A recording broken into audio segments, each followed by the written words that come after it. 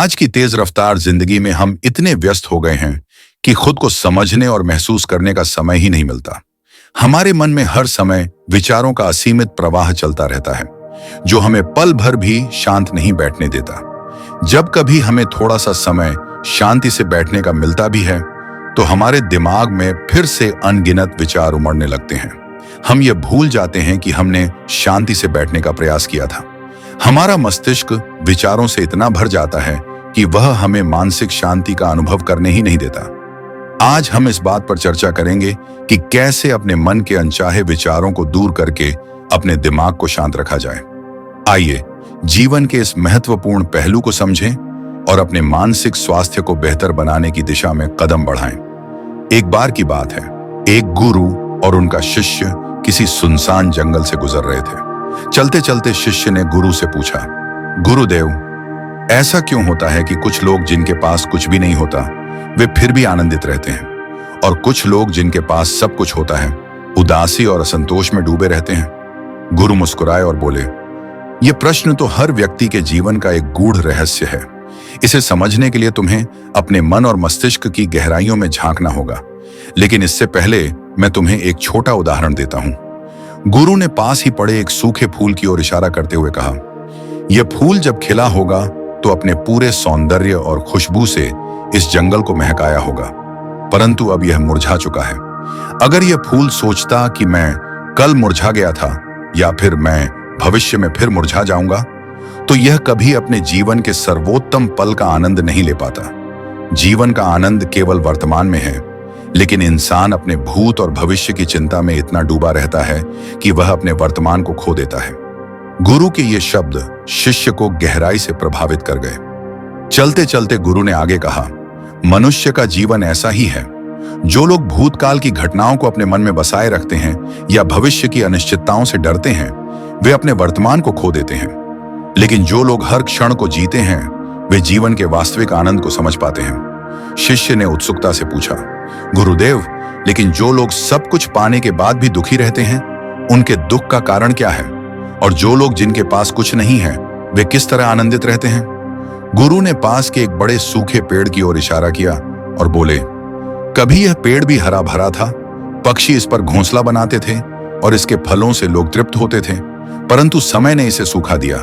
इसी तरह इंसान भी जब सब कुछ पा लेता है तो उसे यह एहसास होता है कि उसने जो पाया है वह सब व्यर्थ है।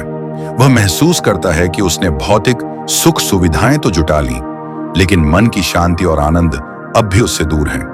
ऐसे लोग बाहरी चीजों में खुशी ढूंढते हैं, लेकिन असली खुशी अंदर से आती है।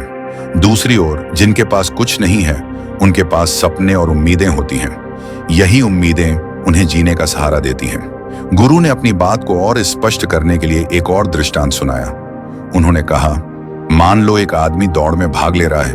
वह जीतने के लिए अपनी पूरी ताकत लगा देता है, लेकिन अगर उसे यह पता चल जाए कि दौड़ की अंतिम मंजिल मृत्यु है, तो वह इस दौड़ में क्या आनंद ले पाएगा?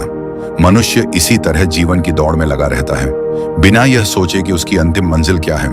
अगर वह रुककर यह समझे कि जीवन का उद्देश्य केवल दौड़ना नहीं, बल्कि हर पल को जीना है, तो उसका जीवन आनंदमय हो सकता है। शिष्य गुरु की बातों में इतना खो गया कि चलते चलते उसका पैर एक कांटे पर पड़ गया।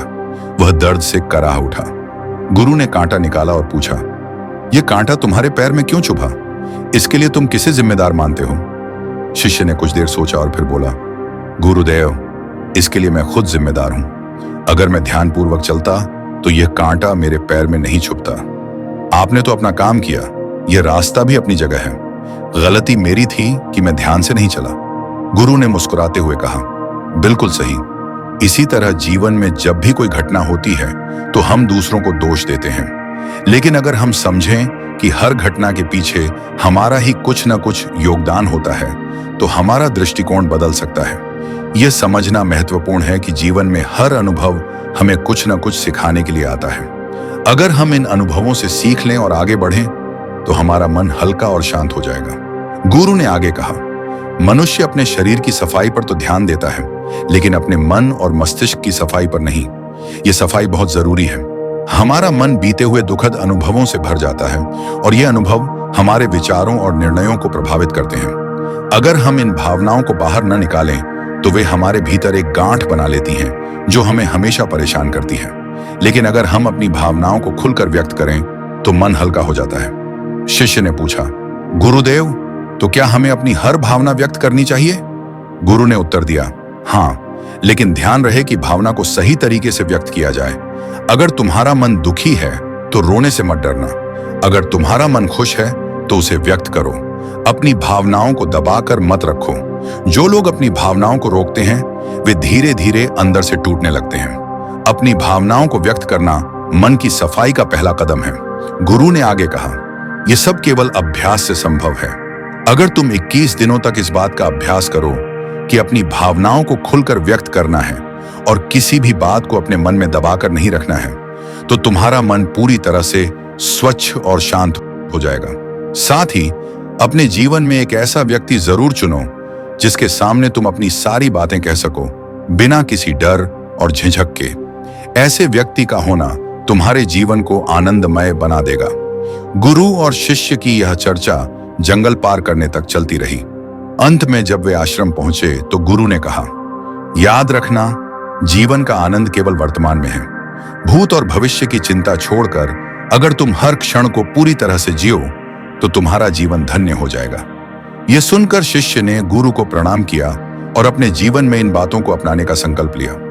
तो दोस्तों, इस कहानी का मूल यही है कि जीवन का सच्चा आनंद वर्तमान में है। अपने मन की सफाई करना और अपनी भावनाओं को व्यक्त करना ही एक सुखी और शांत जीवन की कुंजी है।